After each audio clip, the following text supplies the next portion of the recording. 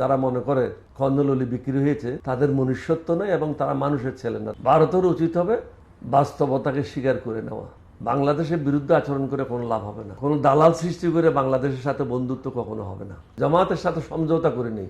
এটা যেহেতু আমাদের নীতির মধ্যে মিল আছে, দেশটাকে এগিয়ে নিতে হবে, বিনির্মাণ করতে হবে। ভোট দিতে পারেন নাই, কিন্তু লোক তো চিনেন আপনি। কেন্দ্র দখল হয়ে যেত স্যার। আমি সেটা বলতে, ভোট দিতে পারেন না এটা তো ঠিক আছে, 15 বছর কেউ ভোট দিতে পারে, 3বার ভোট দিতে পারে না। আমরাও দিতে পারি নাই, আমাদের অনেকে দিতে পারে নাই। আমার ছেলেকে মেরে মৃত বলে আওয়ামী লীগের লোকেরা জোপের মধ্যে রেখে আসছিল স্যার 2018 সালে, মৃত বলে রেখে আসছিল। আল্লাহর মেহরবানি তিনি বেঁচে গেছেন, এবার নির্বাচন করছেন। মানুষ যদি সৎ লোকের শাসন চায়, শিক্ষিত লোকের শাসন চায়, তাহলে তো আপনাকে ভালো প্রার্থীটা বেছে নিতে হবে। এখানে মার্কার প্রতি পাগল হওয়ার কোনো কারণ নেই, দলের প্রতি পাগল হওয়ার কোনো কারণ নেই। এখানে পাগল হবেন ভালো লোকটার পিছনে। কর্ণলিকে তো কেউ কিনতে পারবে না, কিন্তু হঠাৎ করে জামাতের সাথে আমাকে এখনো কিনে নেই। অনেকে বলছে যে, বা বলা হয় যে জামাতের প্রতি আপনি ইমপ্রেস, টাকা পয়সার বিনিময় ইত্যাদি ইত্যাদি। এরা মানুষের ছেলে না, এরা কোনো জানোয়ারের ছেলে।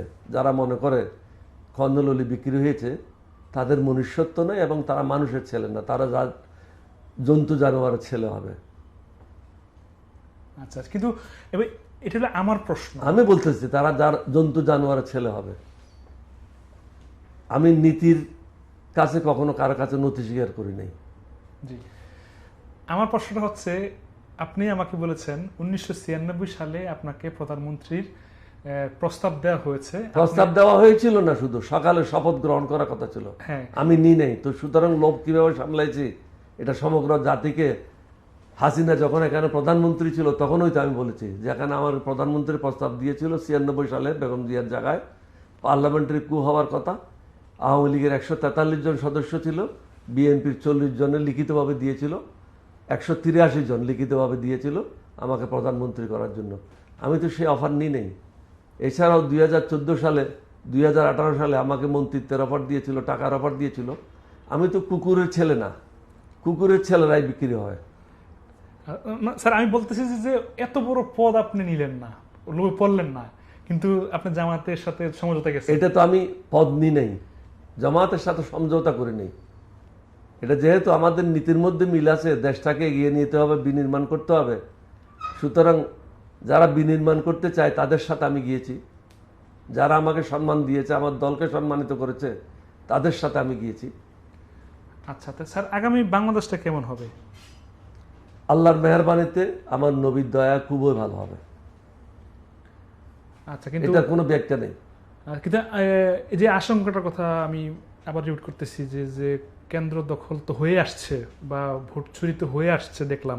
আবার এখানে একটা ভালো মেসেজ যে বিশ্ববিদ্যালয়গুলোতে এরকম চেষ্টা করা হলেও সেটা হয়নি, সফল হয়নি, মানে ছাত্ররাই জিতেছে।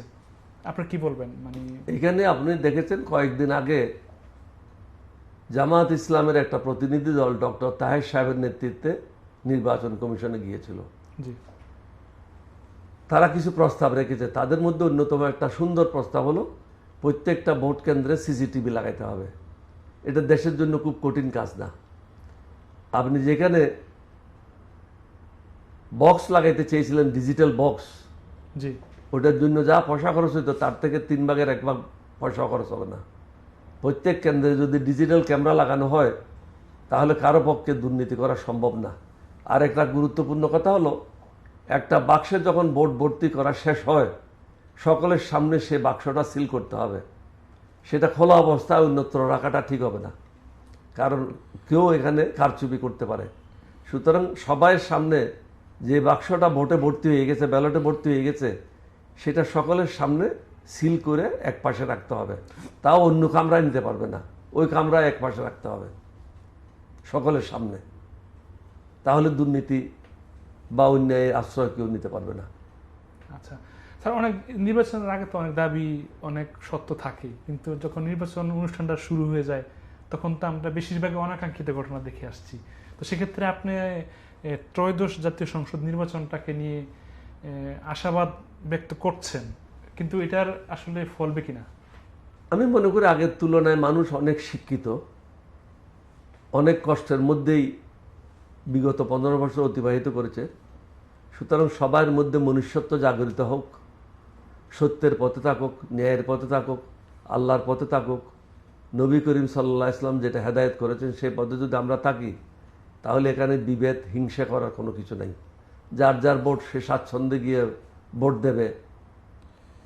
ভোটের মাধ্যমে যারা নির্বাচিত হবে তারাই দেশের সেবা করার সুযোগ পাবে, শাসন করার না, সেবা করার সুযোগ পাবে। আচ্ছা, আসন সমঝোতা জামাতের সাথে তো এনসিপিও আছে, এই দলটিকে নিয়ে আপনি কি বলবেন?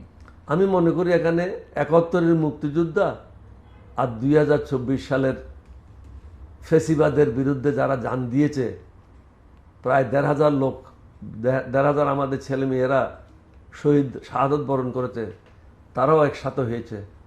সুতরাং জনগণকে বুঝতে হবে, যারা অতীতে এই দেশের জন্য আত্মত্যাগ করেছে তারা জামাতের সাথে ঐক্যবদ্ধভাবে ভোটে গিয়েছে। জনগণেরও উচিত হবে আমাদের সাথে মিলে কাজ করে এই দলকে ক্ষমতায় নিয়ে আসা।